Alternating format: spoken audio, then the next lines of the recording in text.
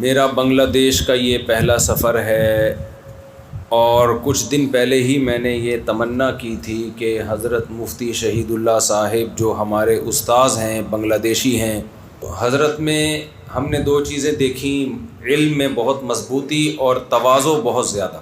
ہمارے شیخ حضرت مفتی رشید احمد صاحب رحمہ اللہ تعالیٰ کسی کو آسانی سے اجازت بیعت نہیں دیتے تھے، خلافت نہیں دیتے تھے، تو حضرت نے حضرت مفتی شہید اللہ صاحب دامت برکاتہم کو اجازت بیعت بھی دی۔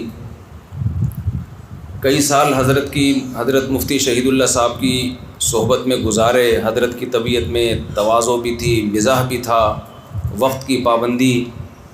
کوئی بھی بنگلہ دیش سے آتا میں پوچھتا، بھائی مفتی شہید اللہ صاحب کہاں ہوتے ہیں، میرا ان سے دل چاہتا ہے ملاقات کا۔ تو آج اللہ نے الحمدللہ ملاقات کرا دی۔ پتہ چلا تھا کہ حضرت کا ایک مدرسہ ہے، ہم نے سوچا ہوگا کوئی چھوٹا موٹا مدرسہ جہاں ایک طالب علم وحدہ لا شریک لہ ہوگا، 2 3 4 بچے ہوں گے۔ تو میں بلا مبالغہ زندگی میں پہلی مرتبہ اتنا بڑا مدرسہ میں نے دیکھا ہے، طلبہ کی تعداد کے لحاظ سے۔ زمین کے لحاظ سے تو بڑے بڑے مدرسے ہوتے ہیں، ایسا لگتا ہے پورا بر اعظم ہے، لیکن اس میں طلبہ تھوڑے سے ہوتے ہیں۔ تو یہ حضرت مفتی رشید احمد صاحب رحمہ اللہ تعالیٰ جو ہمارے شیخ و مرشد تھے، ان کی برکات ہیں، اور حضرت مفتی شہید اللہ صاحب کے تقوی اور علم اور للہیت اور اخلاص کی برکات ہیں کہ اتنی تواضع کے ساتھ، اتنی گمنامی کے ساتھ، لوگ تو نہیں جانتے حضرت کو، لیکن اتنی گمنامی کے ساتھ اتنا بڑا مدرسہ اور اتنے سارے طلباء۔ میں آج پوچھ رہا تھا کہ ان کو سنبھالتے کیسے ہیں؟ تا حد نگاہ طلبہ ہی طلبہ نظر آ رہے، 100 میں کوئی ایک آدھ مولوی ہوتا ہے میرے جیسا نالائق، ورنہ 99% تو مفتی شہید اللہ صاحب جیسے ہوتے ہیں جنہیں دنیا میں کوئی جانتا نہیں ہے، اور خدمت اتنی کہ اتنا بڑا مدرسہ، اور آگے جو مدرسے سے علماء نکلیں گے، طلباء نکلیں گے، وہ کہاں کہاں جا کے دین کی خدمت کریں گے۔ تو یہ سارا صدقہ جاریہ کس کا ہوگا؟